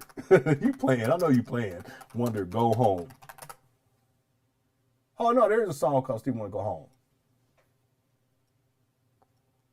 I'm sure I know. I just can't hear it in my mind right now. But what's interesting is a lot of these songs, I never knew the titles to these songs. You know, but when I play them back, I remember this song. Yeah. Like the first Hall Oates or the third Hall Oates song that we played, I don't remember the title of it, but once it came on, I was like, oh yeah, I remember this song. Thanks, Rod. Renee says Rocket Love was one of my favorites. But yeah, one of my favorites too. I used to play it over and over again. My wife used to get mad at me. Do do do do do do do do da na na da na na ga na na ga na na. A thing a woman and more. You are the one. Something like that. Do do do do do. Bump bump. Starting great home of mine, and if it comes home, cost on mine, you never. You got me running on. I get excited. You got me running on the rocket, and you stop. I'm still a little sick. Just blame it on that. Stevie looking at me like, boy, please. If you don't stop singing my song. Yeah, I used to love Rocket Love. Okay. Let me get down here to the bottom. We're going to be done for tonight. Yeah, he wrote Lady for Kenny Rogers. Yeah. Yeah, Smokey Robinson Cruising. That's an absolute classic right there. What's his name did a remake of that when I was in college. D'Angelo. I used to listen to that all the time. Yeah. He also had a song about gambling. Kenny Rogers. I used to love that song too. You got to know when to fold them, know when to hold them. No. When the person down, you got to count your money. You're sitting at the table. That's why I never gamble. Oh, I heard that song. All right. Request Evelyn Champagne King. That's another great one. I'll put on. We got so much to get into. Evelyn Champagne. Kang. All right. Yeah, I know, Dominique. They Won't Go When I Go. That's one of the most powerful songs that Stevie's ever written. I mean, it's just really powerful. Even as I'm hearing it in my ear right now. Okay, let me skip down. I apologize. I'm missing a lot of the chat room. I'm so behind, but people been talking a lot. I'll go back and if this stays up, they're probably gonna take it down. Then it'll be back up in a couple of days. I'll come back and look inside of the chat room. Yeah, Man in the Mirror was on Bad. Yeah. Yep. Dominic says Off the Wall was better than Thriller. I don't know, bro. People can argue that. I mean, I could argue both ways. I really could. I mean, that would be a good debate. I mean, we could put up a poll. Which album was better? That's a I mean, you can make a strong case for both, but I think overwhelmingly most people are going to say Thriller simply because it just launched Mike into the stratosphere, you know, and it's different too. Thriller is a lot different than Off the Wall. Off the Wall is more disco based. That's another thing people forget, and I think I forgot that era a bit too. But disco really was, it really, before hip hop took hold, disco was the thing, you know. And there are a lot of great disco, but that album, that Michael Jackson album, Off the Wall, it's really disco based. But if you listen to Thriller, it's not necessarily disco based. You can still hear elements of it, but it's just something totally different. And really, it was a fusion of so many different genres that almost like it's almost like it became its own genre in a sense. And that's why it was so well received around the world. It was able, people were able to connect to it no matter what they were listening to, you know. So I don't know. That would be a great debate. You know, which album was greater? And I could see someone arguing both sides, and I could get it. But I think because of the impact of Thriller and how it went viral before the internet, that I would have to say that Thriller was the greater album. I mean, you can argue songs too. Like, you know, if we compare songs from both albums, I mean, it's, yeah. It reminds me of like when I think about like who's the greatest basketball player of all time or the top 5. I mean, you can compare different people, but you can also take, okay, well, what's the best song that you can think of that's on Thriller? Okay, is it maybe, I don't know, maybe Thriller itself? Okay, well, what's the best song on Off the Wall? Maybe Living Off the Wall. Then you compare those two. Okay, which one was better? You know, then you can go song by song that way. All right. Ross says, remember We Are the World when Prince sucked on a lollipop in the award presentation? Yeah, I know, the awards presentation. So if y'all haven't seen that, it's worth going to take a look at. They were getting all these awards or something. And I don't even know if they were getting an award for that, but they sung the song at the Grammys or something like that. And Prince didn't want to be on We Are the World, which was an iconic recording. That you had pretty much, I think Tina Turner was on it. Wasn't Tina Turner on it? Let me just look real quick. I'm going to put in who sang on We Are the World. But Prince didn't want to do it. And the rumor is because he just had beef with Michael Jackson. I shouldn't say beef, but competition. And I get it. I mean, both of them were incredible. Lionel Richie was on it. I see that right there. Stevie was on it. Michael Jackson was on it. Cyndi Lauper was on it. I mean, the conductor was Quincy Jones. Let me just read some of these names just to give you guys an idea. Soloists: Lionel Richie, Stevie Wonder, Paul Simon, Kenny Rogers, James Ingram, Tina Turner, Billy Joel, Michael Jackson, Diana Ross, Dionne Warwick, Willie Nelson. Come on now. Al Jarreau, Bruce Springsteen, Kenny Loggins, Steve Perry, Daryl Hall, Huey Lewis from the News, remember? Cyndi Lauper. I used to love me some Cyndi Lauper back in the day. Kim Carnes, Bob Dylan, Ray Charles. And then other people who were singing on it, Dan Aykroyd. Why is he singing on it? Get off over there. Harry Belafonte, Lindsey Buckingham, Mario Cipollina, Johnny Cola, Sheila E. I just had a crush on Sheila E. Lenon Honor was in it too. Lenon Honor was in it too. I was standing there right next to Sheila. We are the world. I was probably about 10. We are the children. Yeah, I am. I'm the children. Sheila E. Bob Geldof, Bill Gibson, Chris Hayes, Sean Hopper, Jackie Jackson, LaToya. Even LaToya Jackson was in it, family. Marion Jackson and Randy Jackson. Tito Jackson, too. Waylon Jennings, Bette Midler was in it. Wow. John Oates. He was in it. Did y'all know that? Wow. Jeffrey Osborne, Anita Pointer, June Pointer, Ruth Pointer, Smokey Robinson. Come on now. Then there's instrument players too on here. Let me see if there's anybody I recognize. John Robinson. Louis, no. There's our pro progressive. Okay. Anyway, that was We Are the World. But what happened was they either the song was getting an award or they were singing the song at an award show, and they had all these different people up there on stage singing, right? Just icons and stuff. And Prince was up there too, but he didn't want to do the actual recording where they did the actual song and did the the music video to it. He didn't want to do any of that.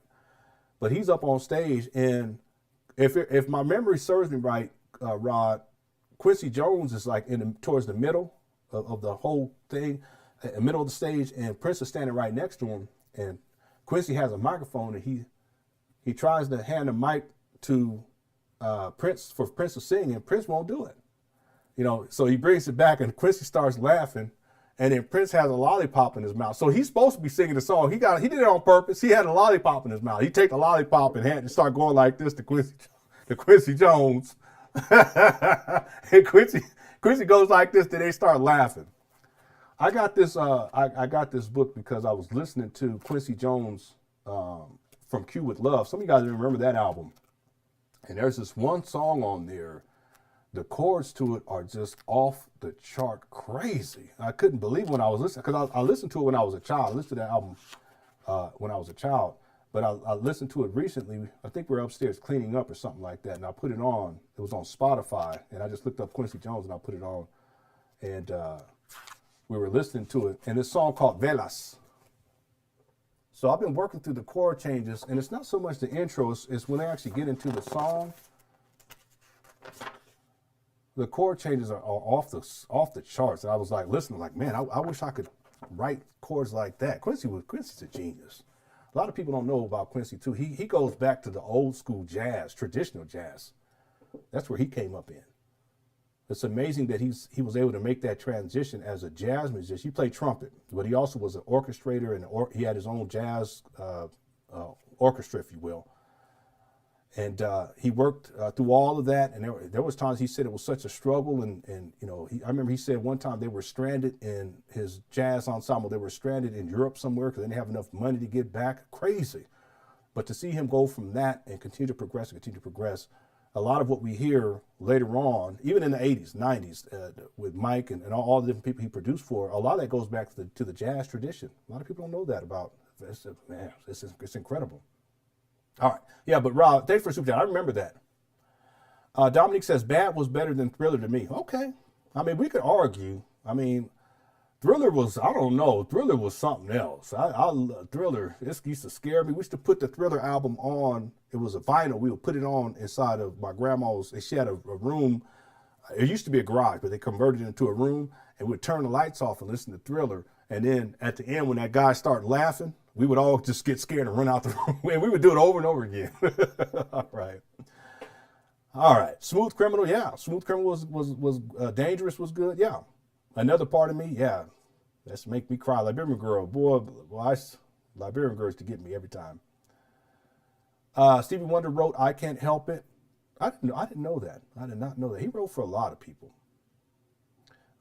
Yeah, Earth Song and Stranger in Moscow. Yeah, those are tear jerkers. Yeah, I would say the Earth Song and yeah, the Stranger in Moscow too. Yeah, that'd get you going.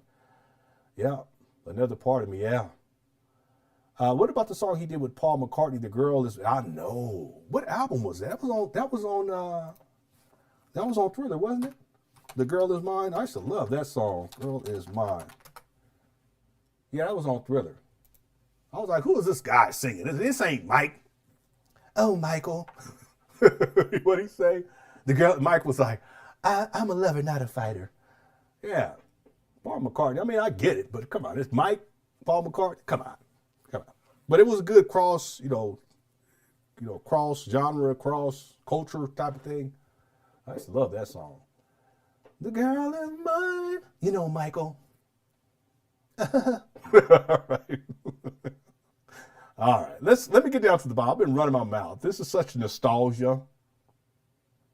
I'm going to see MJ's sister in a few weeks. Oh, you going what, Janet? I used to love me some Janet. Well, I love me some Janet. From the time she was on them skates and that wasn't her. That was the other girl. She used to be on what's the show? Y'all know her. Good Times. She was on Good Times. So, yeah. These Three Words. Yeah, that's a great one too. I can't sing. My voice is almost gone anyway. I haven't been feeling well for almost a week, but I'm almost all the way back. I really like Bend. It was a real sweet song. Yeah, it really was. He's talking about a rat, but I mean, it was a powerful. At least that's what the story is.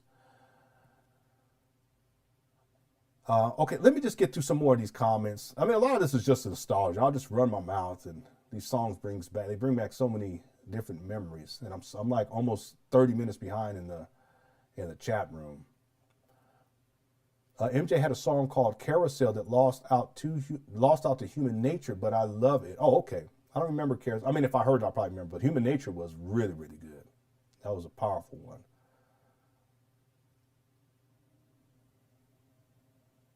Stevie is not looking at you. All right.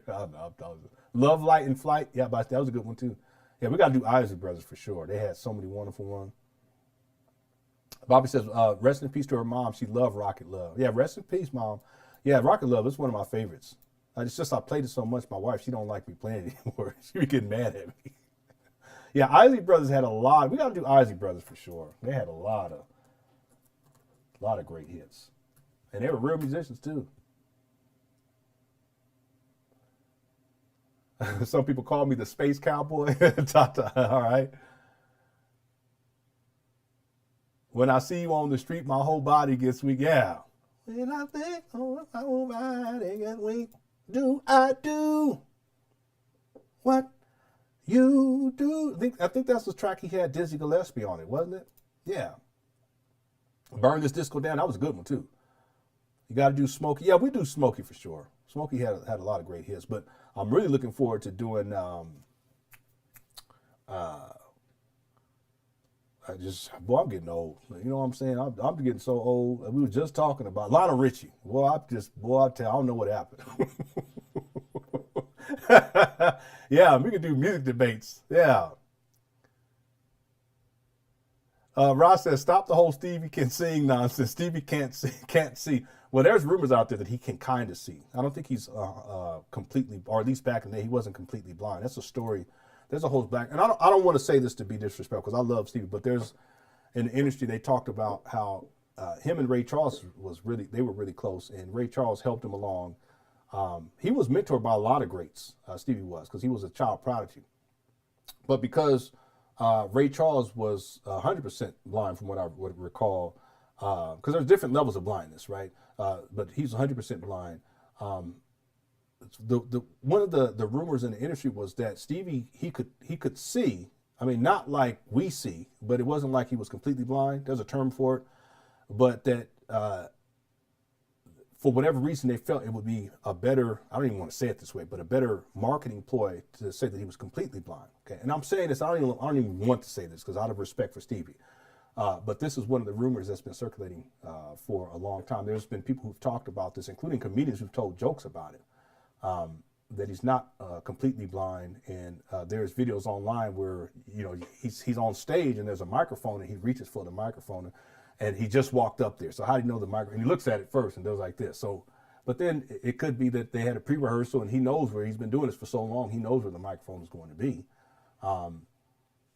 So anyway, that's one of the rumors that's been circulating for a long time. I haven't confirmed it or anything like that, so I don't even feel like I should be speaking on it. But there are people who have said that he's not 100% blind. Okay, and I get it. No disrespect. I love Stevie. I put him up there like, really, that's my, out of all the musicians and artists, even beyond black music, the person I put up there at the top is Stevie Wonder. All right. Yeah, Purple Rain was another good one. Yeah. Smitty says OTW was more R&B disco based, whereas Thriller was R&B laced with pop rock synth. Yeah, you're right. Yeah, you're right. I mean, you're saying it, you're expressing it much more elaborately than I was able to do it. But Off the Wall was more R&B disco. You're right. You're absolutely right. Whereas Thriller was R&B laced with pop rock synth and MTV. You're absolutely right. That's excellent how you phrased that. That's exactly what it was. Alma says, Off the Wall was great. Every song was amazing. Stevie and Paul McCartney, Rod Temperton, yeah, plus Michael wrote too. Oh, I didn't know that. I did not know that. Yeah, Tina Turner. Yeah, I used to love me some Tina Turner. Al Jarreau was screwing up that song in the rehearsals. Was he? Is it? Oh, man, I'm going to have to look that up, Rod. I'm going to go see if I can find that. Wow, I did not know that. So, We Are the World rehearsal. I'll look it up when I get some time. That'd be funny to see. That's such a classic, all-time great song. Prince was hella rude to Quincy. Yeah, I know he was, but I think it was more because of Mike.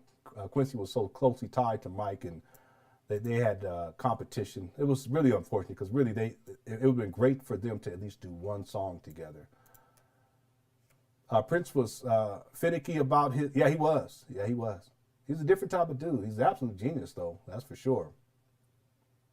Mary says, I thought it was because Prince thought it was silly. That type of Hollywood group performance was not Prince's thing. Yeah, I can see that too. Prince also worried about who owned his music. That's true. That's true. Yeah. Yeah, you're right. Yeah. Beautiful Bee says, no, he was having contract problems. That's when his name was a symbol. Yeah, I remember that too. Yeah. Yeah, I remember that. Quincy Jones was pissed Prince didn't participate in We Are the World. Why was Dan Aykroyd on it? I don't know. So I was like, what? Okay, that's crazy. Prince thought the song was corny. Come on, that song ain't corny. That song is great. Probably to him though, huh? I was living the glamorous life when Sheila E. was there. Sheila E. I used to love me some Sheila E. I used to love me some Sheila E. LaToya can't sing at all. Remy Jackson should have been. Yeah, LaToya's not much of a singer. Okay, that's true. Yeah, that's very true. All right. All right, let me scroll down to the bottom. Well, Anita Baker was looking like this song.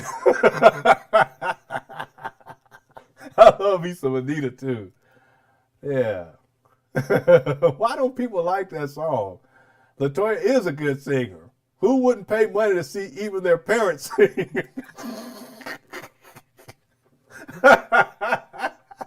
Y'all leave LaToya alone, right? She tried. At least she tried. I can sing better than her. I'll be honest. I can't sing, but I can sing better than her. I know that for sure.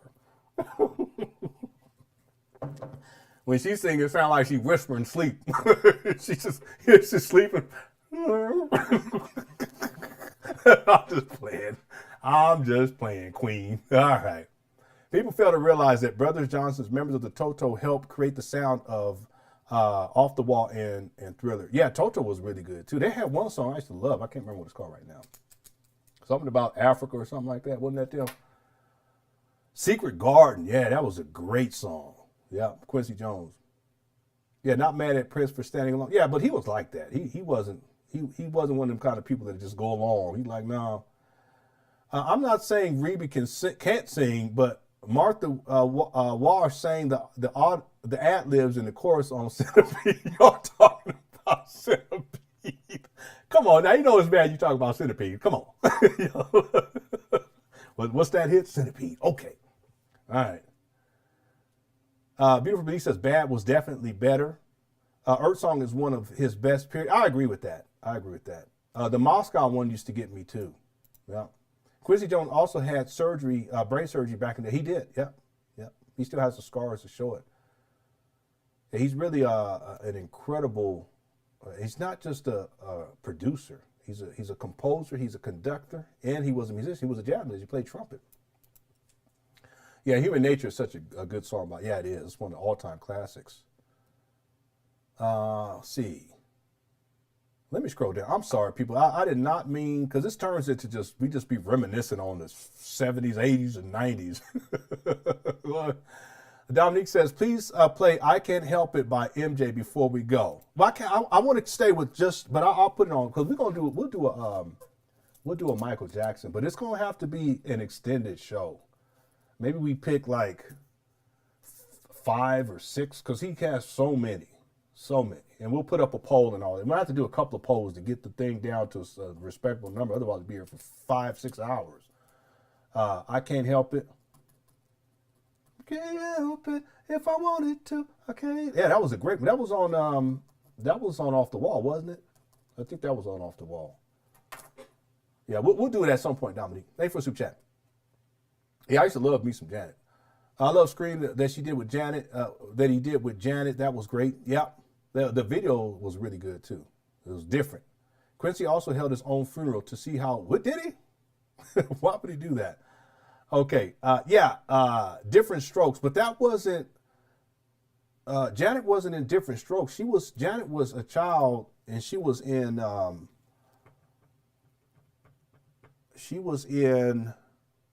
Good Times. But the person who was in Different Strokes was another young lady I had a crush on when I was a kid. She's still acting now. She has a show on Netflix with the comedian. The one comedian, he's funny to me. What's her name? Because she's still around. Let me look right here. No, she wasn't in Different. It wasn't Different Strokes. No, she wasn't. Wait, was it? Janet was in Different Strokes, wasn't she? Let me see. Yeah, she was in Different Strokes, season 3. But that's not who I'm talking about. I'm talking about, what was that show called? She used to be on Skates. Anybody know what I'm talking about?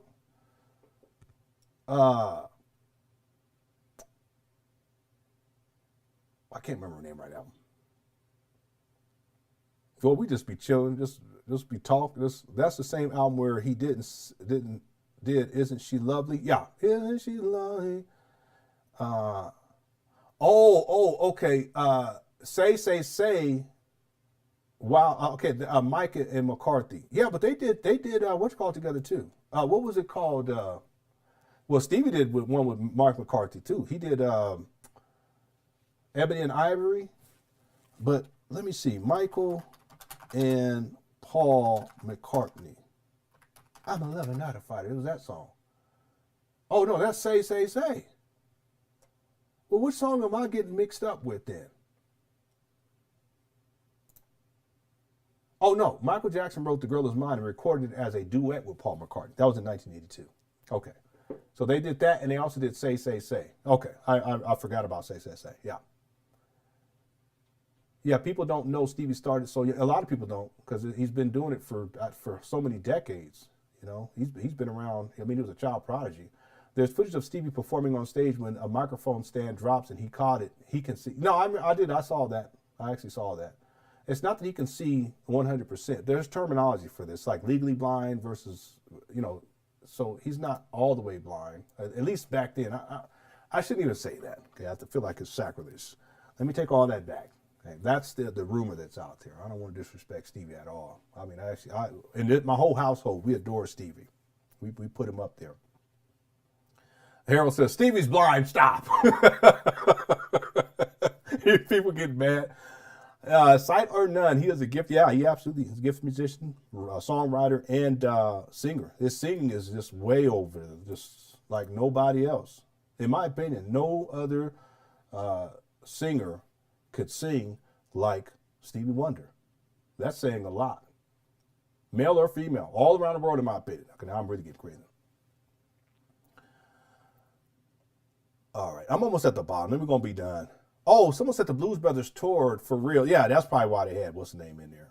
He couldn't sing. No, come on now. Yeah, Serena, we were talking about Prince earlier. Prince and MJ learned greatly from Stevie Wonder from an artistical musical studio. Yeah, absolutely. Yeah, absolutely. I mean, how could you not? I mean, Stevie, I can't wait for us to do we'll do Stevie. It'll be a long show. 777-9311. Yeah, I remember that one.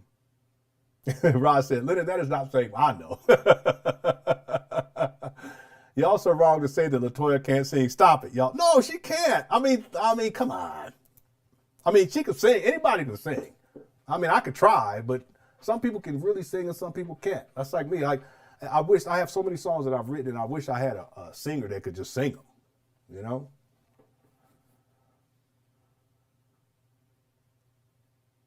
I just got online. Please don't forget to show Prince some love. He is the best musical genius out there. Yeah, we were talking about Prince earlier. Lennon listens to Sylvester. You make me feel. What? You make me feel. What are you talking about? We have a cat named Sylvester too, by the way. He don't never come home though. He be out in them streets. He's rarely here. Like we won't see him for like a week, 2 weeks, and he shows up all scratched up, his eyes all puffy from fighting out there. I'm talking. I'm serious. All scratched up, and he comes in. And then we just take care of him. Then he goes back out, doesn't come back for a couple of weeks. Our other cat though, she's here all the time. The mama cat, she's always here. All right. Do you do movie? No, I don't do movie reviews, Eastby. That would be interesting though. It would be fun though. It would be. James Ingram wrote Human Nature. I did not know that. I don't. Let me look that up. Who said that? That was from Smitty. Who wrote? Because I thought Mike wrote that. Human Nature. No, it says in the dictionary, Human Nature would never have made its way to Michael Jackson. Story of how the ballad penned by Toto's Steve Porcaro and hit songwriter John Bettis ended up on Thriller. So we were talking about the band Toto earlier. So it doesn't say anything about Ingram on here. Let me yeah, and on the credits it says the writers Steve Porcaro and John Bettis for Human Nature. Billie Jean was written by Michael Jackson. PYT, that was a great one too. That was James Ingram. Is that what you were saying? Let me see. I think that's what you meant here. So Pretty Young Thing, that was written by James Ingram. I didn't know that though. James Ingram Jones. It'd be interesting to do a show where we just do Thriller and just go through it. And then compare it to Off the Wall. Baby Be Mine was written by Rod Temperton. Want to Be Starting Something, Michael Jackson. The Girl Is Mine, Michael Jackson. Thriller, Temperton again. Beat It, Michael Jackson. Billie Jean, Michael Jackson. Human Nature, Steve Porcaro and John Bettis. PYT, James Ingram. And then the Lady in My Life is Temperton. So this Rod Temperton guy, wow.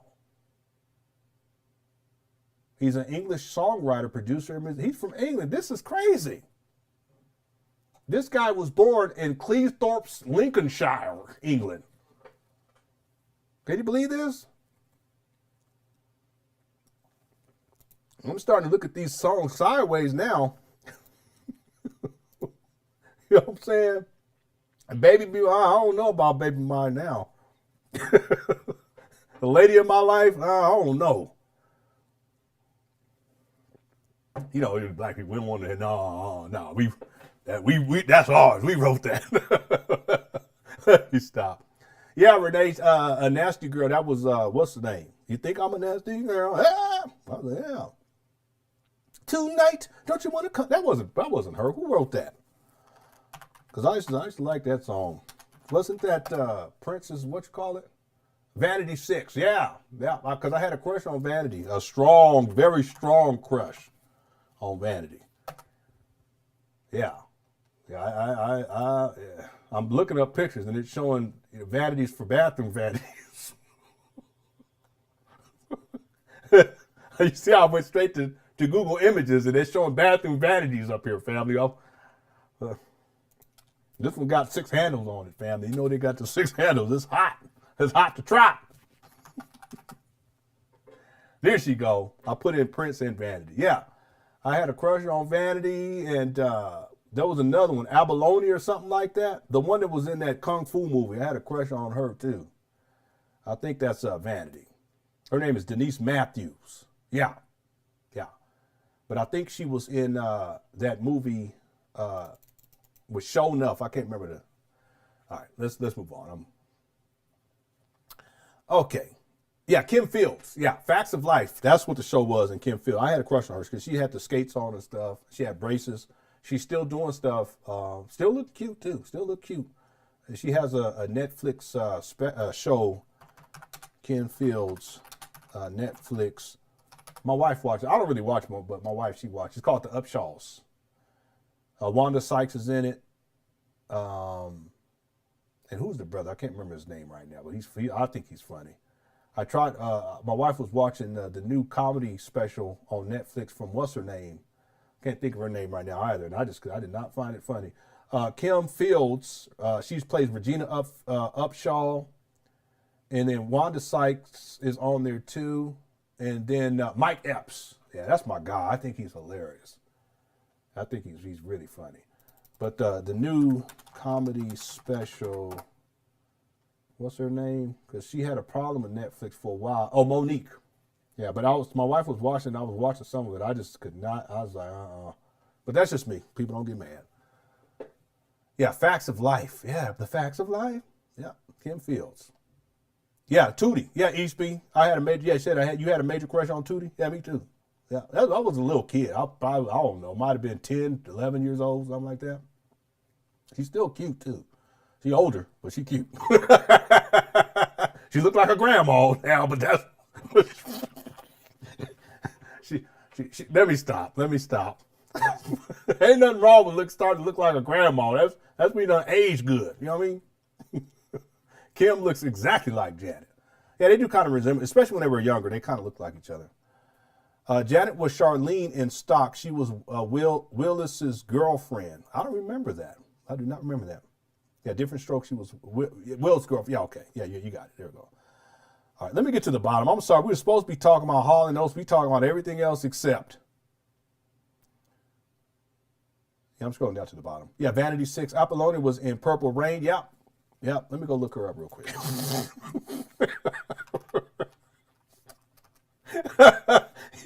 You know, that's bad. You know, I was a child. I was just a young lad back then from Lincolnshire or whatever it was called.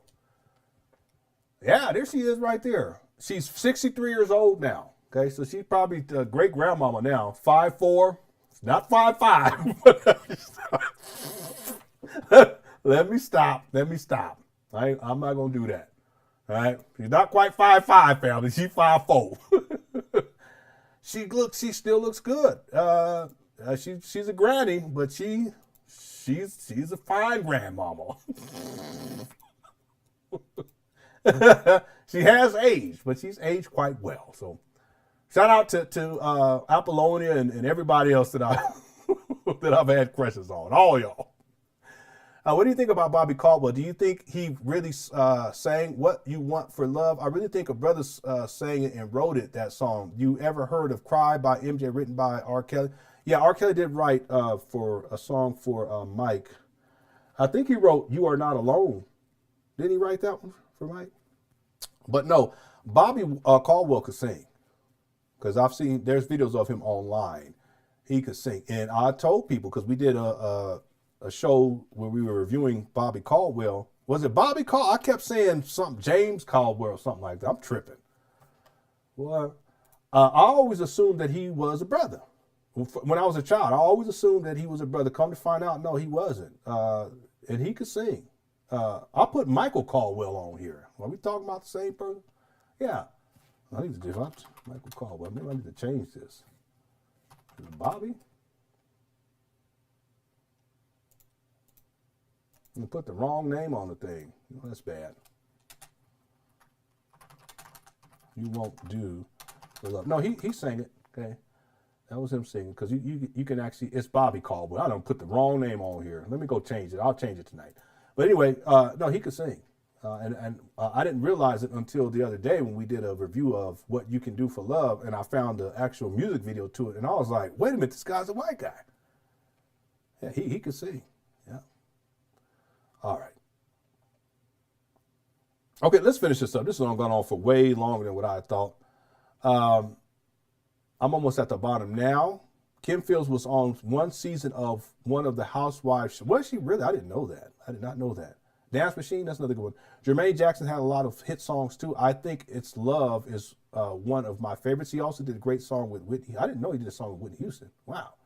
Because we have it on the flash drive. I was watching Mandalorian, and after Mandalorian ended, the biopic on Whitney Houston came on, and my wife, she already watched it, but I hadn't watched it, and I was watching the beginning. I was like, what?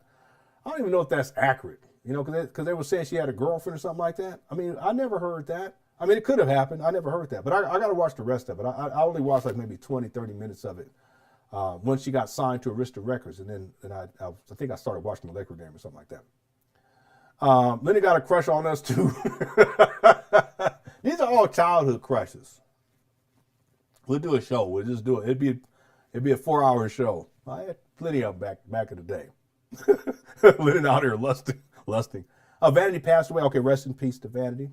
Yep. Yeah, writing credits can be questionable. That's true. Dominic says y'all need to check out Isaac Hayes. I Never Can Say Goodbye. Yeah. Isaac Hayes he had a couple of hits. He wasn't much of a singer though. When I say that, he wasn't. It's not like he was a singer, but he has a lot of hits. Not a lot, but he had some hits that I thought were really, really good. Someone said Vanity Pass. Let me make sure.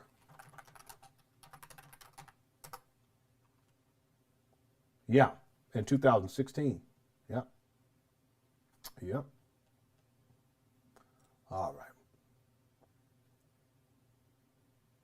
right. Take Good Care of My Heart was a Whitney and Jermaine Jackson duet. I did not know that was Jermaine. I got to go back and listen to that. Jermaine's song with Whitney was on her first album, and they performed it on one of the daytime soap. I did not know that. You guys got all the info. Isaac Hayes, A Few More Kisses to Go. Yep. Vanity been gone for some time. Yep. Vanity passed not that long before Prince. Yep. Yep. She converted to evangelical too. Yep. I think Prince was a Jehovah's Witness though, wasn't he? Leon Ware, the man that started Quiet Storm basically and wrote for Marvin Gaye and Maxwell. I used to love Maxwell. That first album that he came out with was really good. Urban Hang Suite. Okay, Rod says, Gary Coleman got into a fight with Entertainment Tonight anchors. I remember that. It was hilarious. Is it online? I don't believe it, man. Gary Coleman. And then we're going to be done.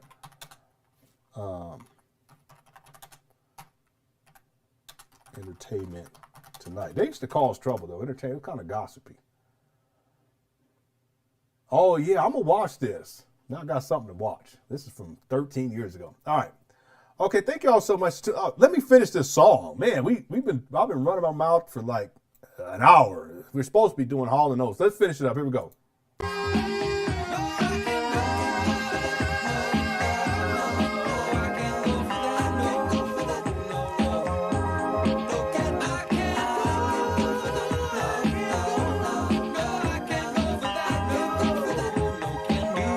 Oates was feeling it.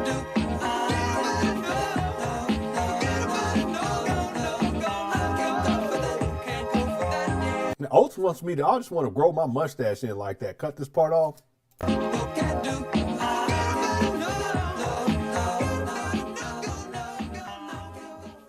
Let me just play the beginning because the intro was really nice. Then we'll be done.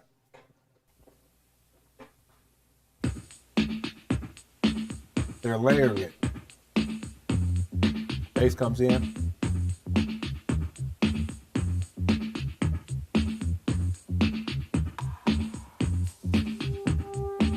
Little synth action. Wood block. Keyboard. Guitar. That was, what's the name used that we were just talking about in Maxwell and Urban Hang Suite. I think it's in the first track.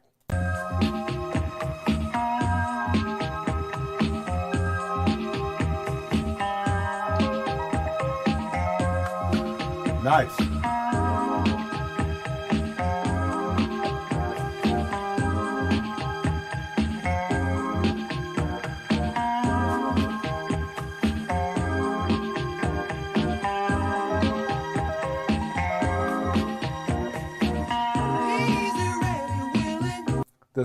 The sound, it reminds me of Shot 8. Yeah, that's what they're stacking it on. All right. Thank y'all so much, this was fun. I'm really enjoying these. YouTube takes them down, then I get them put back up a couple of days later. Sometimes they may take it down and not let me put it back up. But either way, I enjoy reminiscing with you all, and it's really good. You know, I'm enjoying it. You know, thank you all so much for tuning on in. Tomorrow, I don't think we'll do a music reaction video. I'm thinking about doing the next episode of the conspiracy theory paradigm, my journey through it tomorrow. That's the plan. I may not. Just don't hold me to it. I'll figure it out in the morning, and whenever I decide, I'll have it up at a certain point. Just check back on the community tab.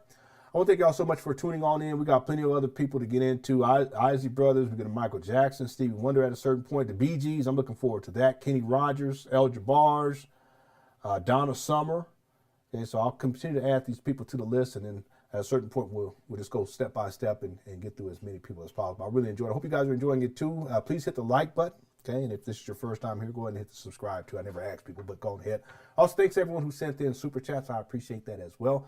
And enjoy the rest of your evening, okay? I will talk with y'all soon. I love y'all. Peace.